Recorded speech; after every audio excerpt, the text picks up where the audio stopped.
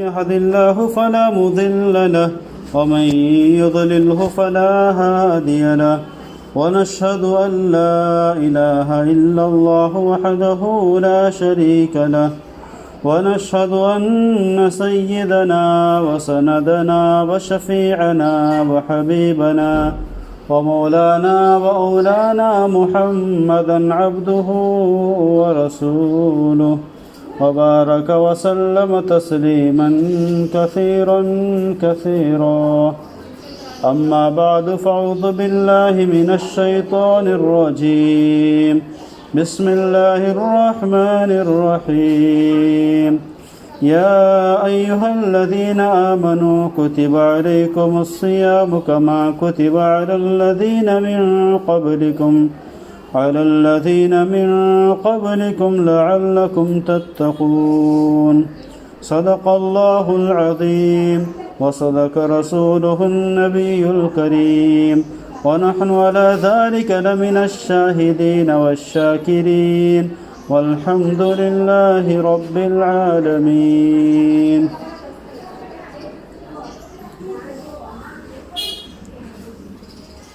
محترمہ مائیں اور بہنیں، اللہ رب العزت کا بڑا کرم اور احسان ہوا کہ اللہ تبارک و تعالیٰ نے ہم سب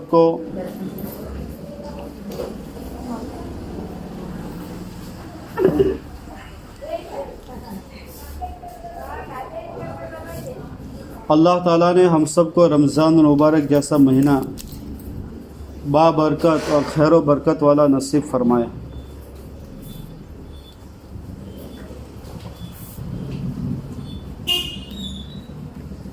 ہمارے نبی صلی اللہ علیہ وسلم 2 مہینے پہلے سے رمضان کی برکت کے لیے دعائیں مانگا کرتے تھے. حدیث پاک میں آتا ہے، آپ صلی اللہ علیہ وسلم فرماتے، اللہم بارک لنا فی رجب و شعبان وبلغنا رمضان، یا اللہ شعبان کے مہینے میں، رجب کے مہینے میں ہم کو برکت نصیب فرما اور رمضان تک پہنچا دے.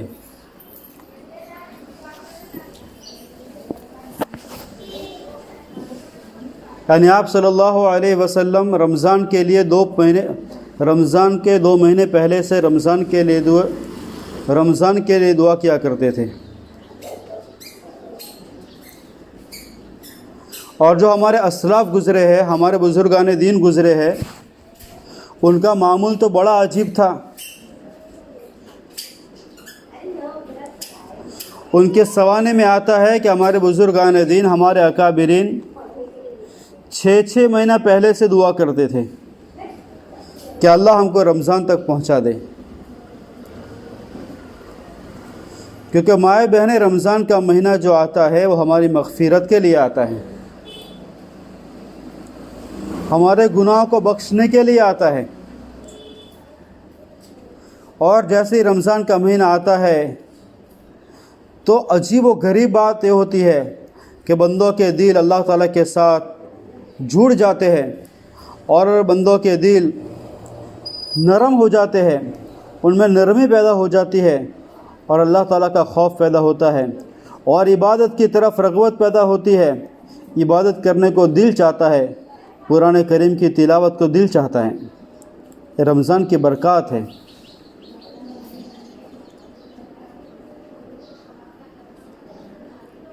اور رمضان المبارک میں اللہ تبارک و تعالیٰ کی جانب سے بھی ایک بہترین نظام قائم کیا جاتا ہے. حدیث پاک میں آتا ہے، حضور پاک صلی اللہ علیہ وسلم جب شعبان کی آخری تاریخ ہوتی، شعبان کا آخری دن ہوتا، تو صحابہ کرام کے سامنے رمضان کی فضیلت کو بیان فرماتے. صحابہ کرام کو جوڑ لیتے اور ان کے سامنے رمضان کی فضیلتوں کو بیان فرماتے. حضرت سلمان فارسی رضی اللہ تعالیٰ عنہ فرماتے ہیں کہ شعبان کی آخری تاریخ میں حضور پاک صلی اللہ علیہ وسلم نے فرمایا، تمہارے اوپر ایک مہینہ آنے والا ہے جو بہت بڑا مہینہ ہے، بڑی خیر و برکت والا مہینہ ہے. اور فرمایا اس میں ایک رات ہے، وہ رات 1000 مہینوں سے بہتر ہے، اس کے روزے کو اللہ تعالیٰ نے تم پر فرض فرمایا اور اس کی رات کی عبادت کو تم پر سنت فرمایا۔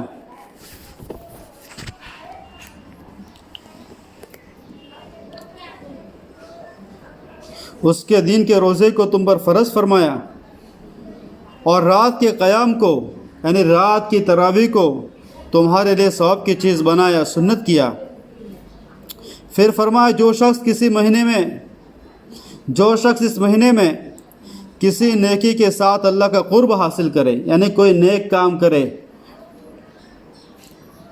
وہ ایسا ہے جیسا کہ غیر رمضان میں فرض ادا کیا، اور جو شخص کسی فرض کو ادا کرے وہ ایسا ہے جیسے غیر رمضان میں اس نے 70 فرض ادا کیے۔ یہ مہینہ لوگوں کی خمخاری کرنے کا ہے، اس مہینے میں لوگوں کا رزق بڑھا دیا جاتا ہے، اور یہ مہینہ صبر کا مہینہ ہے اور صبر کا بدلہ جنت ہے۔ اور بھی بہت ساری چیزیں آپ صلی اللہ علیہ وسلم نے اس مہینے کے بارے میں فرمائی۔ آگے فرمایا اس مہینے کا پہلا حصہ رحمت ہے، دوسرا حصہ مغفرت ہے اور تیسرا حصہ آگ سے خلاصی ہے۔ اور آگے فرمایا آپ صلی اللہ علیہ وسلم نے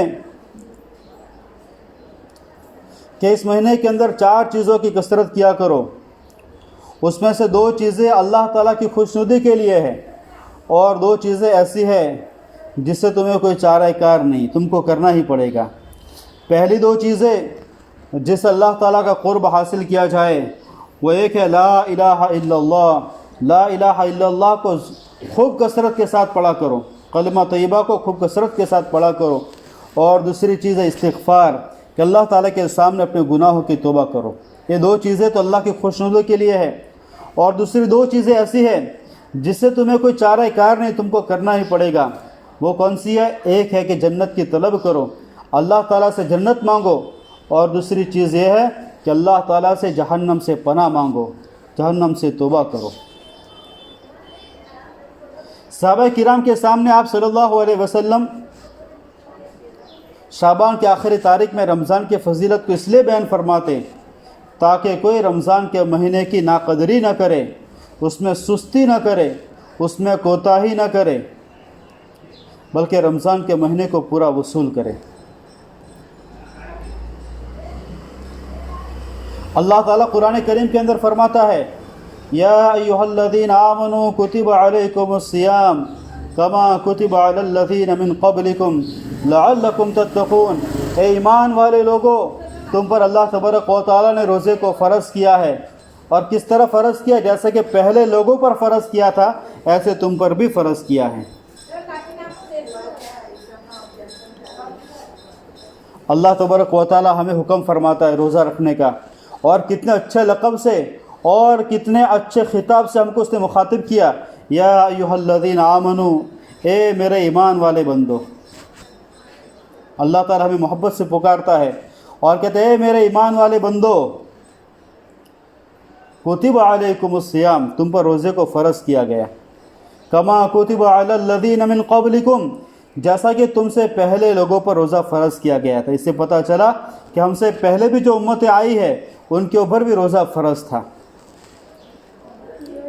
لیکن یہ امت جو ہے محمد صلی اللہ علیہ وسلم کی امت، یہ اللہ تبارک و تعالیٰ کی بڑی لاڈلی امت ہے، بڑی پیاری امت ہے۔ جیسے باپ اپنے لاڈلے بیٹے کو لاڈ لڑاتا ہے، لاڈلی بیٹی کو لاڈ لڑاتا ہے، اسی طریقے سے اللہ تبارک و تعالیٰ نے اپنے آخری نبی کے آخری امت کو بڑے لاڈ لڑائے ہیں۔ کیا لاڈ لڑائے؟ ایک تو سمجھا کہ دیکھو پہلی بار تم پر روزہ فرض نہیں ہوا ہے، پہلی امتوں پر بھی روزہ ہم نے فرض کیا تھا، لیکن پہلی امتوں کا روزہ کیسا تھا؟ پہلی امتوں کا روزہ بڑا عجیب تھا، سخت روزہ تھا، مشکل روزہ تھا، کہ ان کے روزے میں سحری نہیں تھی، خالی افطار تھا۔ افطار کر لیا، افطار کرنے کے بعد سو گئے تو روزہ شروع ہو جاتا تھا، یعنی ان کا روزہ 22 گھنٹے کا، 21 گھنٹے کا، 20 گھنٹے کا ہوتا تھا۔ مغرب میں افطار کیا اور افطار کرنے کے بعد رات کو سوئے 10 بجے 9 بجے 11 بجے تو روزہ سٹارٹ ہو جاتا تھا۔ اب ان کے لیے گنجائش نہیں تھی کہ اٹھ کر کھانا کھائیں گے، اٹھ کر پانی پئیں گے، اس کے بعد اپنا کام شروع کریں گے۔ تو پہلی چیز کہ ان کا روزہ لمبا روزہ تھا، 20 گھنٹے کا 22 گھنٹے کا روزہ تھا، اس میں سحری نہیں تھی۔ اللہ تبارک و تعالیٰ نے اس امت کو سحری دے دی، اس کا فائدہ کیا ہوا؟ روزہ چھوٹا ہو گیا، 12 گھنٹے کا 13 گھنٹے کا 14 گھنٹے کا کبھی 10 گھنٹے کا بھی ہو جاتا ہے، تو روزہ چھوٹا ہو گیا سحری کی وجہ سے۔ قصہ کیا ہوا؟ ایک صحابی تھے، ان کا نام تھا اسیرم رضی اللہ تعالیٰ عنہ۔ اسیرم رضی اللہ تعالیٰ عنہ مزدوری کرنے والے، اونٹ چرانے والے، جنگل میں کام کرنے والے، روزہ رکھ کر جنگل میں گئے، کیونکہ جب روزہ فرض ہوا تو اس امت پر بھی ایسا ہی روزہ تھا، سحری نہیں تھی۔ تو اسیرم رضی اللہ تعالیٰ عنہ جنگل سے واپس آئے، بیوی سے پوچھا کھانے کا کچھ ہے، افطار کا سامان ہے؟ بیوی نے کہا افطار کا کوئی سامان نہیں ہے، کھانے کا کوئی سامان نہیں ہے۔ کہا کہ حالت بہت بری ہے، پورے دن جنگل کا تھکا ہارا ریوڑ کو چرا کر جنگل میں کام کر کے آیا ہوں، بڑی زور سے بھوک لگی ہے۔ بیوی نے کہا انتظار کرو، میں کچھ انتظام کر کے آتی ہوں۔ بیوی انتظام کرنے کے لیے گئی، تھوڑی دیر ہو گئی، واپس جب وہ کھانا لے کر آئی تو دیکھا اسیرم رضی اللہ تعالیٰ تو سو گئے ہیں۔ بڑے پریشان ہو کر میاں کو اٹھایا، میاں آپ سو گئے، آپ کا تو دوسرا روزہ شروع ہو گیا، کیونکہ پہلے سحری نہیں تھی، آپ کا تو دوسرا روزہ شروع ہو گیا، کیا کریں گے؟ کہا کچھ نہیں کریں گے، واپس روزہ شروع کر دیں گے۔ تو بیوی کو بڑا فکر ہوا، 24 گھنٹے سے آپ کا روزہ ہے، کیونکہ سحری نہیں تھی، 24 گھنٹے سے آپ کا روزہ ہے، کل رات 9-10 بجے سے روزہ ہے، واپس آپ سو گئے، واپس روزہ شروع ہو گیا، واپس دوسرے 24 گھنٹے آپ کو روزہ رکھنا ہے، دوسرے 12 گھنٹے روزہ رکھنا ہے، 24 گھنٹے روزہ رکھنا ہے، آپ کا روزہ کتنا لمبا ہو جائے گا، آپ کیسے اس کو برداشت کریں گے؟ کہا کہ اللہ کے لیے برداشت کریں گے۔ واپس دوسرے دن کا روزہ شروع ہو گیا۔ جب دوسرا دن ظہر ہوئی، دوپہر کا وقت ہوا تو ان کی حالت بہت خراب ہو گئی اور بے ہوش ہو کر گر گئے۔ ان کا سماچار، ان کا میسیج آپ صلی اللہ علیہ وسلم کو پہنچا کہ اسیرم مسلسل روزہ رکھنے کی وجہ سے بے ہوش ہو کر گر گئے ہیں۔ آپ صلی اللہ علیہ وسلم کو بڑا صدمہ ہوا، تو اللہ تبارک و تعالیٰ نے آیت کو نازل فرمایا۔ کیا آیت نازل فرمایا؟ وَكُلُوا وَاشْرَبُوا حَتَّى يَتَبَيَّنَ لَكُمُ الْخَيْطُ الْأَبْيَضُ مِنَ الْخَيْطِ الْأَسْوَدِ مِنَ الْفَجْرِ، کہ تم کھاؤ اور پیو یہاں تک کہ صبح صادق طلوع نہ ہو جائے، تب تک تم کھانا کھا سکتے ہو، پانی پی سکتے ہو۔ یعنی اس صحابی کی ادنا سی تکلیف کی وجہ سے اللہ تبارک و تعالیٰ نے پوری امت کے اوپر سحری کو جو سنت قرار دے دیا کہ اب کوئی ٹینشن نہیں، افطار کیا پھر سو جاؤ، پھر سونے کے بعد واپس اٹھو، پھر کھانا کھاؤ پیو، یہاں تک کہ صبح صادق طلوع ہو جائے، تب تک تم کھا سکتے ہو، تب تک تم پی سکتے ہو۔ تو دو فائدے ہو گئے، ایک تو سحری کو سنت قرار دے دیا کہ سحری کرنا سنت ہے، ہمارے نبی صلی اللہ علیہ وسلم نے فرمایا سحری کھاؤ اس لیے کہ سحری کے اندر برکت ہے اور سحری سنت ہے، اور سحری کی برکت سے تہجد کی نماز پڑھنے کی توفیق ہو جاتی ہے کہ بندہ صبح اٹھتا ہے 10 منٹ پہلے اٹھ کر تہجد کی نماز پڑھ لیتا ہے۔ اور اگر اس وقت کوئی غریب فقیر آ گیا تو اس کی امداد ہو جاتی ہے، مہمان آ گیا، سفیر آ گیا، کوئی مسافر آ گیا تو ہم اس کی اعانت کر سکتے ہیں، اس کی مدد کر سکتے ہیں، اکرام کر سکتے ہیں۔ تو اس صحابی کی برکت سے اللہ تبارک و تعالیٰ نے ہمارے روزے کو آسان کر دیا۔ ایک تو روزہ چھوٹا ہو گیا، 12 گھنٹے کا 13 گھنٹے کا 14 گھنٹے کا، اور آدمی سحری کر کے آرام سے پیٹ بھر کے پھر اپنا روزہ شروع کرے۔ پہلی امتوں کا جو روزہ تھا اس کے اندر بولنا نہیں تھا، کھانا بھی منع روزے میں، پینا بھی منع اور بولنا بھی منع، بول بھی نہیں سکتے، بات بھی نہیں کر سکتے، اشارہ سے بات کرو۔ اور اس امت کے روزے کے اندر بولنا بھی جائز ہے کہ بول سکتے ہیں، بات چیت کر سکتے ہیں، قرآن کی تلاوت کر سکتے ہیں۔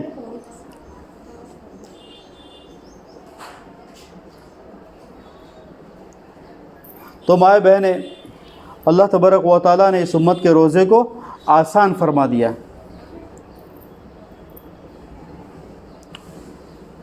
تو اللہ تبارک و تعالیٰ نے ہم کو دلاسا دیا کہ میں نے تم پر روزہ فرض کیا ہے، لیکن روزہ خالی تمہارے پر فرض نہیں کیا ہے बल्कि तुमसे पहली उम्मतों पर भी हमने रोज़े को फ़र्ज़ किया था। या अल्लाह हम रोज़ा तो रख लेंगे, आपने 30 दिन का बोला 30 दिन का रखेंगे, आपने 29 का बोला 29 का रखेंगे, लेकिन हमें मिलेगा क्या?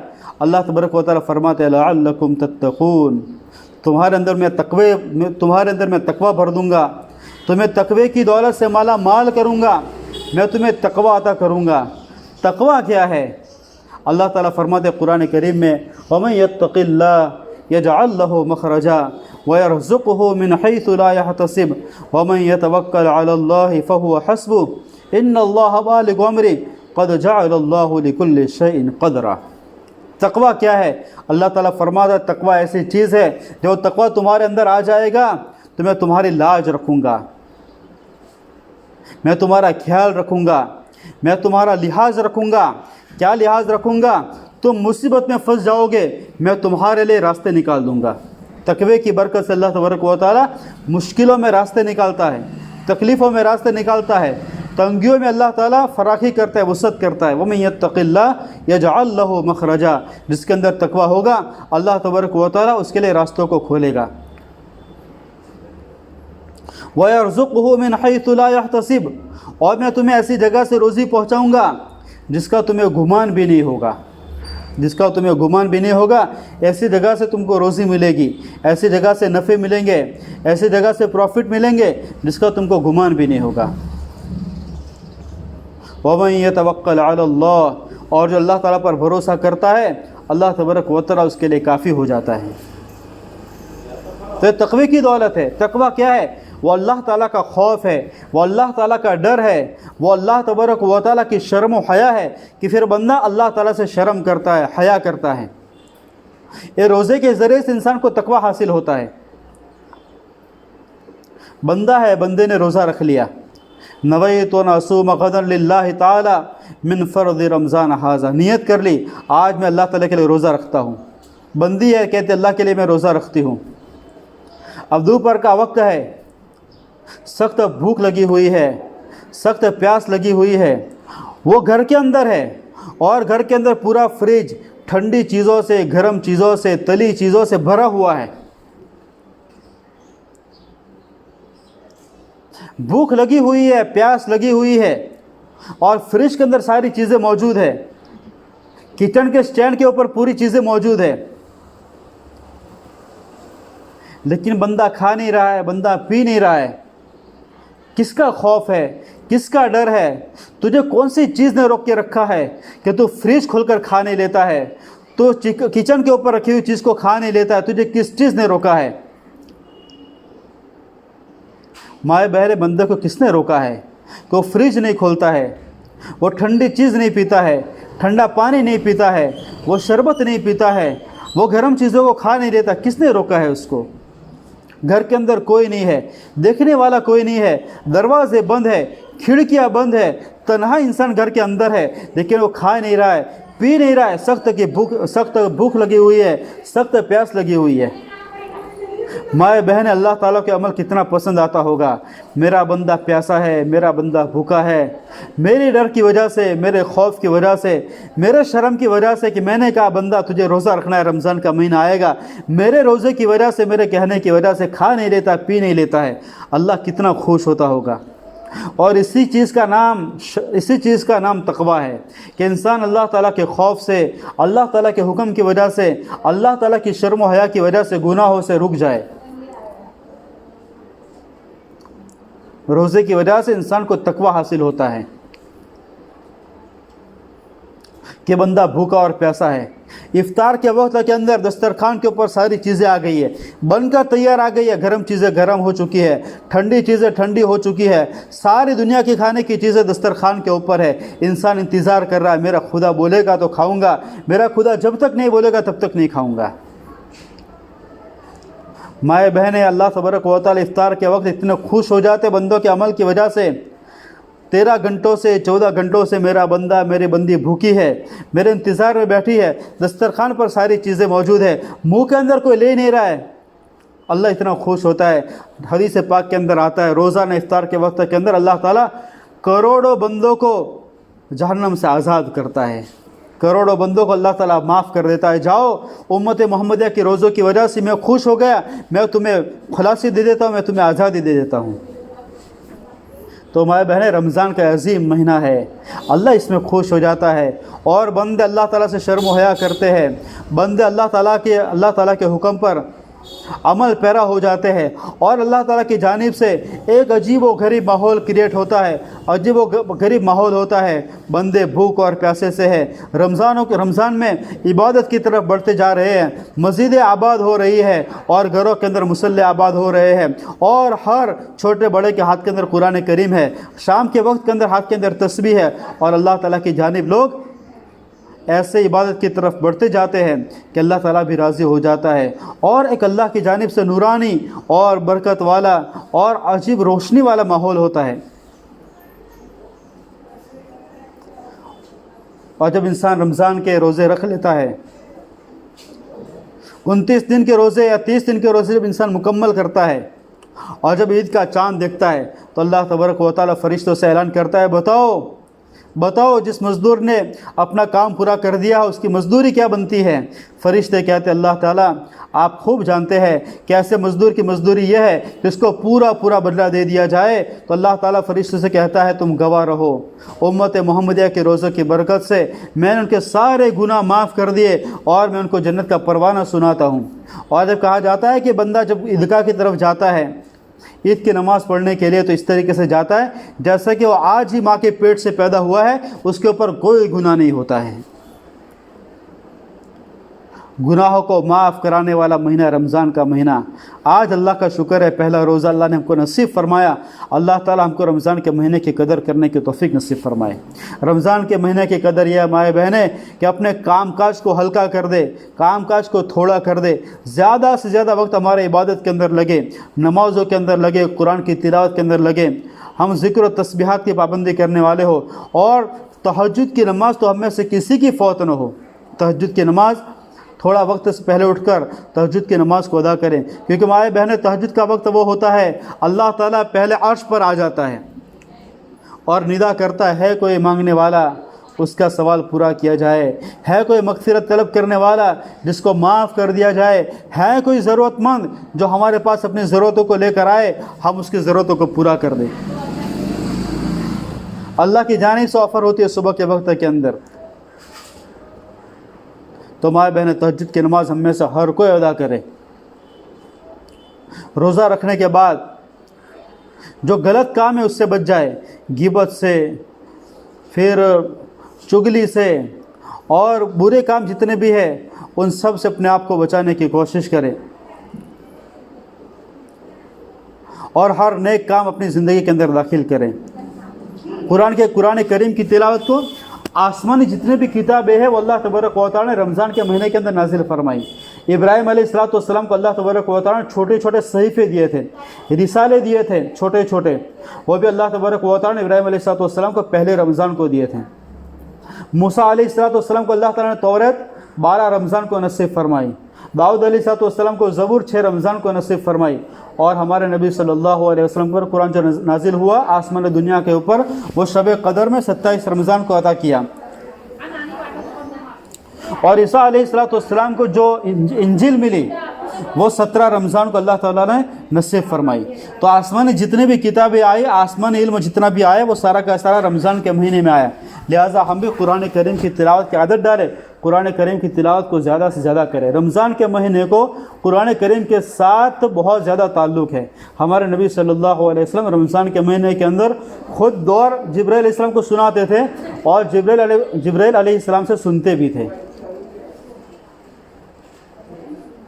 तो रमज़ान के महीने की कदर ये है कि अपने ज़रूरत के जो काम काज इसको समेट ले, कम कर ले और देखे कि मेरे कौन से काम ऐसे हैं जिसके अंदर जिसको मैं शॉर्ट कर सकता हूँ, शॉर्ट कर सकती हूँ, थोड़ा कर सकती हूँ, तो उसको मुख्तसर कर ले। कौन से ऐसे काम हैं जिनको मैं रमज़ान के बाद तक जो है मैं इसको डिले कर सकती हूँ, उसको पोस्टपोन कर सकती हूँ, मैं उसको बाद का मौखर कर सकती हूँ, तो उसको रमज़ान के बाद के लिए मौखर कर ले कि चलो ये काम है इंशाल्लाह रमज़ान के बाद कर लेंगे। कोई काम ऐसे है जिसको मुख्तसर कर सकते उसको छोटा कर ले। कोई काम इसको छोड़ सकते हैं कि चलो इसको करने की कोई ज़रूरत नहीं है, उसको छोड़ दे और वो जो टाइम हमारा बच जाए وہ عبادت کے اندر لگائے، فجر کی نماز پڑھے اور پھر اشراق کی نماز کی پابندی کرے، پھر 10 بجے جو ہے چاشت کی نماز ہوتی ہے وہ چاشت کی نماز پڑھے، اور اس کے بعد ظہر کی نماز پڑھے، اور اس کے بعد عصر کی نماز پڑھے، پھر مغرب پڑھے، مغرب کے بعد اوابین 6 رکعت وہ پڑھے، عشاء کی نماز پڑھے، اور پھر عشاء کے بعد تراویح 20 رکعت، تو 20 رکعت تراویح ہر ماں بہنیں اپنے گھر پر اطمینان کے ساتھ پڑھنے کی کوشش کریں، اور زیادہ سے زیادہ ہمارا وقت جو عبادت کے اندر لگے، یہ رمضان کے مہینے کی اصل قدر ہے۔ اور جب انسان اس طریقے سے رمضان کے مہینے کی قدر کرتا ہے تو اللہ تبارک و تعالیٰ اس کو مغفرت کا پروانہ سناتا ہے، تقوی کا پروانہ سناتا ہے، میں تقوی سے تم کو مالا مال کروں گا۔ اور مائیں بہن افسوس ہے ایسے لوگوں کے اوپر کہ جن کو اللہ تبارک و تعالیٰ رمضان کا مہینہ نصیب فرماتا ہے اور پھر وہ رمضان کے مہینے کی ناقدری کرتے ہیں، اس کے روزے بھی چھوڑ دیتے ہیں چھوٹے چھوٹے بہانے سے۔ آج پیٹ میں درد ہے، آج سر میں درد ہے، آج بخار ہے، آج زکام ہے، آج واپی جانا ہے، آج ولساڈ جانا ہے، آج بمبے جانا ہے، چھوٹے چھوٹے بہانے سے روزوں کو چھوڑ دیتے ہیں، روزوں کو تار تار کر دیتے ہیں، پھر اس کی تراویح بھی نہیں پڑھتے ہیں، اور اس کے اندر گناہوں سے باز بھی نہیں آتے ہیں، اور ان کے اندر خدا کا خوف بھی پیدا نہیں ہوتا ہے۔ ایسے لوگوں کے لیے بڑا افسوس ہے، صد افسوس ہے۔ ہمارے نبی صلی اللہ علیہ وسلم نے فرمایا افسوس ہے ایسے لوگوں کے اوپر کہ جن کے اوپر سے رمضان کا مہینہ گزر جائے اور ان کی مغفرت نہ ہو، تو ایسے لوگوں کے اوپر بڑا افسوس ہے۔ اس لیے مائیں بہن، اللہ تعالیٰ نے اپنے فضل سے، اپنے کرم سے ہم کو رمضان کا مہینہ نصیب فرما دیا، اب رمضان کے مہینے کی قدر کریں۔ رمضان کے مہینے کے رمضان کے روزوں کی اور اس کی جو تراویح ہے اس کے آداب کی رعایت رکھیں، اور نیت خالص اللہ کے لیے کریں۔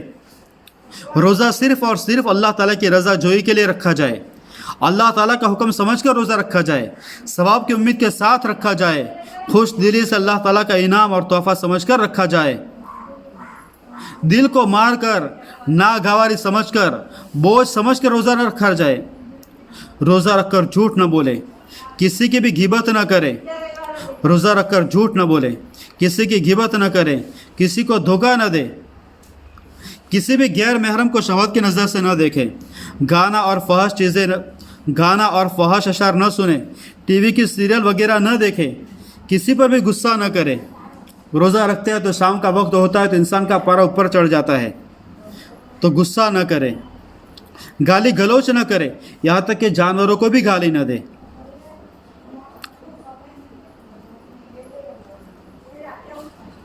اگر ہماری ماں تحتیمہ کوئی کام کرتے ہیں، چھوٹے بچے گھر میں ہیں یا کوئی ہمارے نیچے کام کرتے ہیں، تو ان کے اوپر جو ہے نرمی اختیار کریں، ان کے ساتھ نرمی کا معاملہ کریں، اپنے کام کاج کے وقت کو کم کر دیں، دن میں تھوڑی دیر آرام بھی کر لیں، آرام کرنا بھی سنت ہے، دن کے وقت کے اندر تو سنت سمجھ کر آرام کریں گے۔ اصل تو ہماری نیت ہے، انسان جس نیت سے جو کام کرے گا اس کو فائدہ ملے گا۔ اب جیسے کہ آپ افطاری کا سامان بناتے ہیں، 4 بجے سے آپ کچن میں چلے جاتے ہیں، تو نیت یہ کرے کہ میں روزے داروں کو روزہ افطار کرانے کے لیے میں کام کر رہی ہوں، تاکہ میرے بنائے ہوئے کھانے سے روزے دار افطار کریں گے، میرا بنائے ہوئے سے کسی کا پیٹ بھرے گا، کسی کا پیٹ ٹھنڈا ہوگا۔ اس نیت کے ساتھ آپ کھانا بنائیں گے تو آپ کو اس کا بھی ثواب ملے گا۔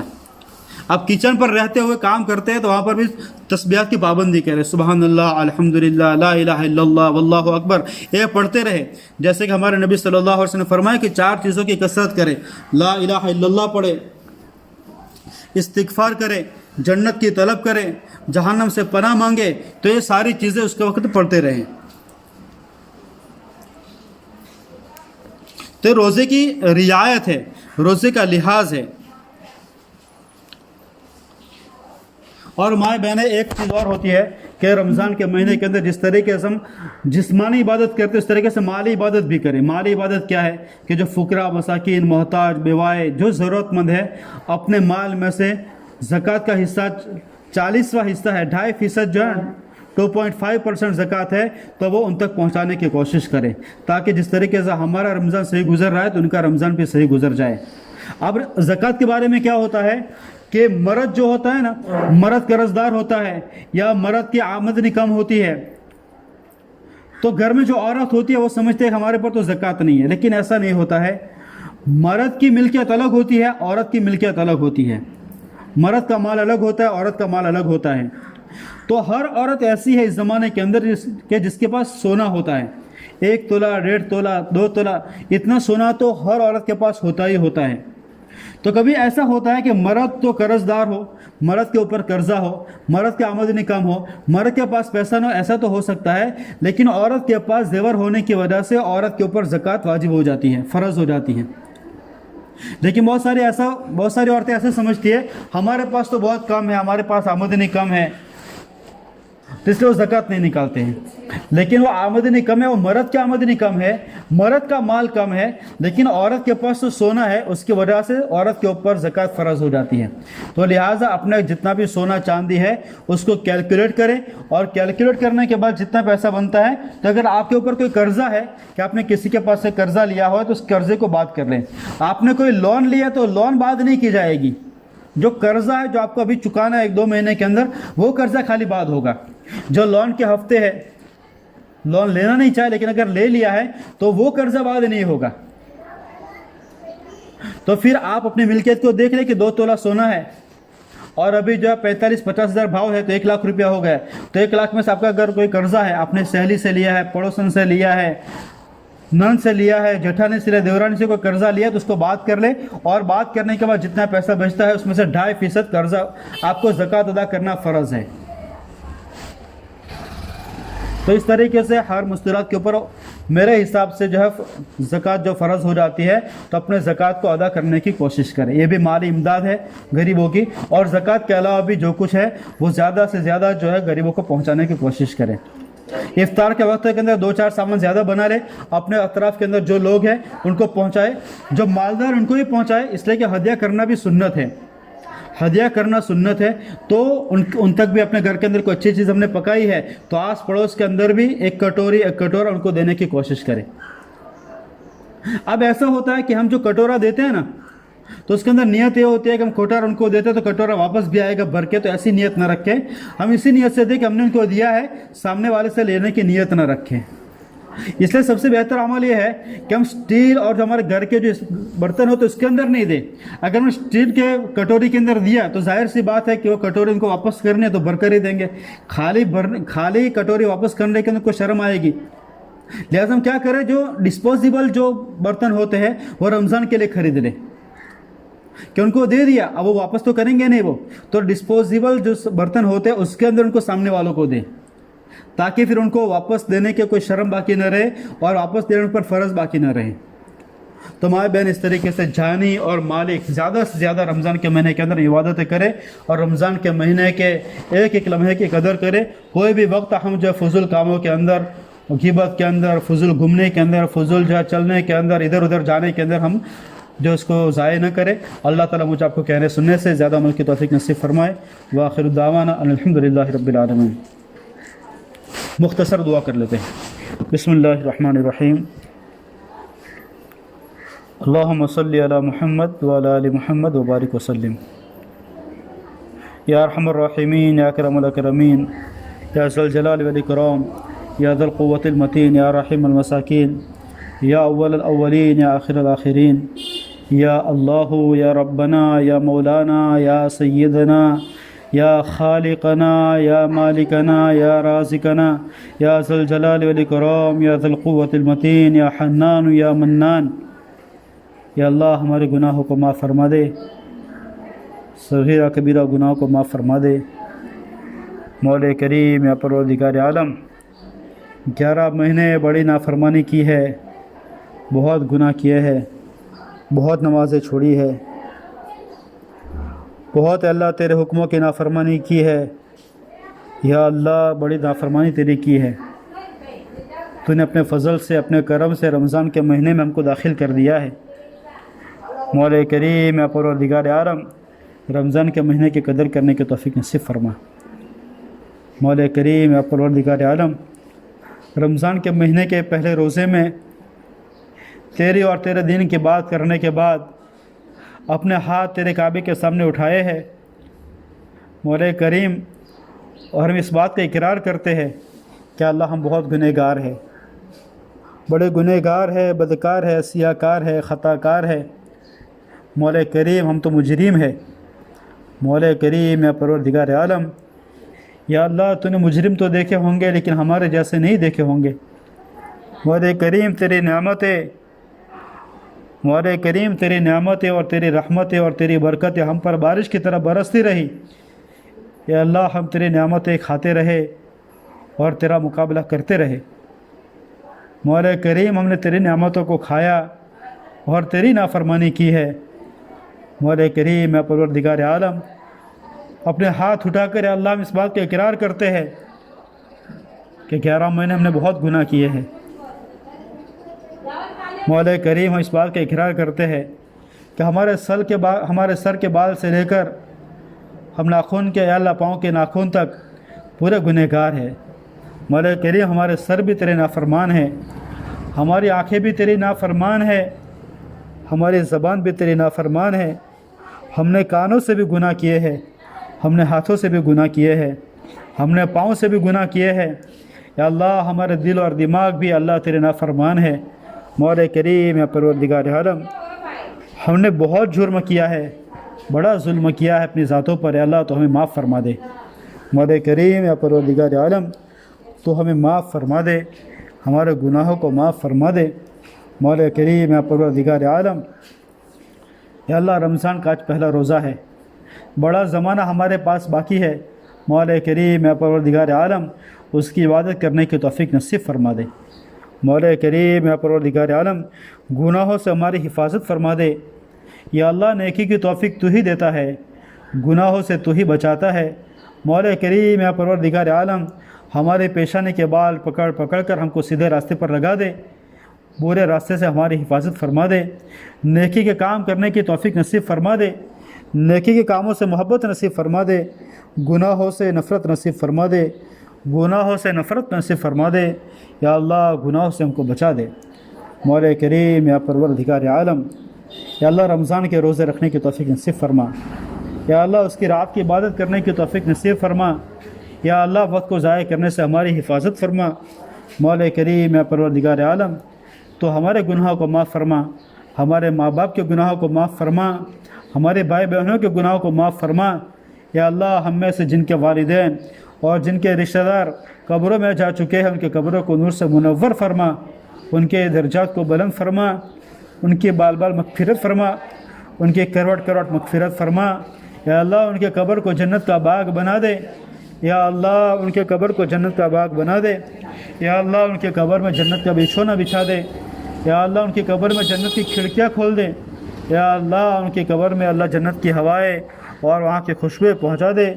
یا اللہ اگر کسی جرم کی وجہ سے وہ کسی عذاب میں مبتلا ہے، مولا کریم رمضان کی برکت سے اور ہماری دعاؤں کی اللہ صدقے طفیل میں یا اللہ ان کی مغفرت فرما کر ان کے اللہ درجات کو بلند فرما دے۔ مولا کریم یا پروردگار عالم کل امت مسلمہ کی مغفرت فرما۔ یا اللہ تمام کے گناہوں کو معاف فرما۔ مولا کریم یا پروردگار عالم جو مسلمان بیمار ہیں ان کو شفا نصیب فرما، مقروضوں کے قرضے ختم فرما، جو ضرورت مند ہیں ان کے ضرورتوں کو پورا فرما، تمام مسلمانوں کی جائز تمنا کو پورا فرما، جائز مقاصد کو پورا فرما۔ مولا کریم ہم سب کو رمضان کا عمرہ اور یا اللہ ہر سال کا حج نصیب فرما، بار بار کی مکہ اور مدینہ کی حاضری نصیب فرما، ہم سب کا خاتمہ بالخیر ایمان پر فرما۔ مولا کریم یا پروردگار عالم مدینہ منورہ کی موت نصیب فرما، جنت البقیع کی مٹی نصیب فرما۔ مولا کریم یا پروردگار عالم ہم سب کا خاتمہ بالخیر ایمان پر فرما، بری موت سے ہماری حفاظت فرما۔ مولا کریم حرمین شریفین کی حفاظت فرما، مسجد اقصیٰ کی حفاظت فرما، زمین کے اوپر جتنے مدارس ہے، مراکز ہے، مکاتب ہے، خانقاہیں ہیں، مسجدیں ہیں، مدرسے ہیں، ان سب کی حفاظت فرما۔ جو مانگا نصیب فرما، مانگنے سے رہ گیا نصیب فرما۔ ہماری ٹوٹی پھوٹی دعاؤں کو مجھے اپنے فضل و کرم سے جناب محمد مصطفیٰ صلی اللہ علیہ وسلم کے صدقہ طفیل قبول فرما۔ وصلی اللہ تعالی علی خیر خلق محمد وعلی آلہ وصحبہ